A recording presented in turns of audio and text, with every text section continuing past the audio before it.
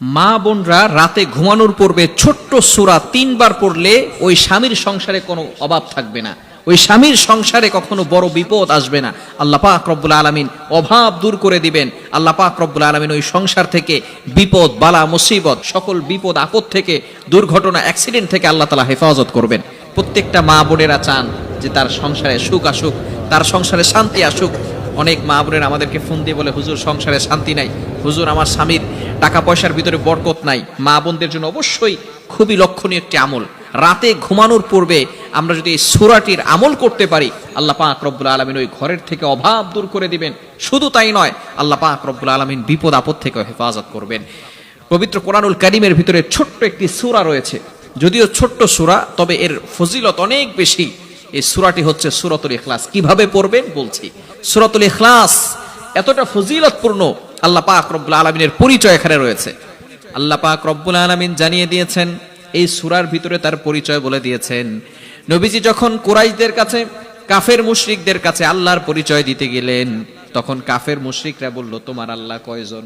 আমাদের দেবদেবতার কোনো অভাব নাই, আমরা কত লক্ষ কোটি মূর্তির পূজা করি, তুমি যে আল্লাহর দাওয়াত দাও সে আল্লাহ কয়জন? আল্লাহ পাক রব্বুল আলামিন নাজিল করে দিলেন, কুল হুয়াল্লাহু আহাদ আল্লাহুস সামাদ লাম ইয়ালিদ ওয়া লাম ইউলাদ ওয়া লাম ইয়াকুল লাহু কুফুয়ান আহাদ। আল্লাহ পাক রব্বুল আলামিন জানিয়ে দিলেন, কুল, নবী হে আপনি বলুন, হুয়াল্লাহু আহাদ, আল্লাহ এক, অদ্বিতীয়, তিনি এক, তার সাথে কোনো শরীক নাই। এখানে আল্লাহর পরিচয় দিয়েছেন আল্লাহুস সামাদ, তিনি অমুখাপেক্ষী, তিনি কারো প্রতি মুখাপেক্ষী নন। এই সূরার এতটা ফজিলত রয়েছে, এক সাহাবী এই সূরাটা বেশি বেশি পড়তেন। নবীজি বললেন, তোমাকে এই সূরা জান্নাত পর্যন্ত নিয়ে যাবে, বলেন সুবহানাল্লাহ। এজন্য এই সূরার আমল যে যত বেশি করবে, আল্লাহ পাক রব্বুল আলামিন তার ঘরের ভিতরে শান্তির ব্যবস্থা করে দিবেন। এজন্য মা বোনেরা, এমনকি পুরুষরাও এই আমলটা আমরা করতে পারি। রাতে ঘুমানোর আগে আমরা সূরা ইখলাস 3 বার করব। কতবার?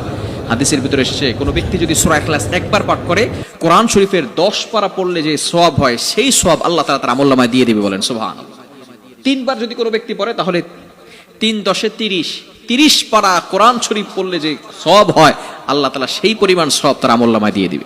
এজন্য রাতে ঘুমানোর আগে অবশ্যই 3 বার সূরা ইখলাস পাঠ করব। নারীরা, মা বোনেরা এই আমলটা অবশ্যই করবেন।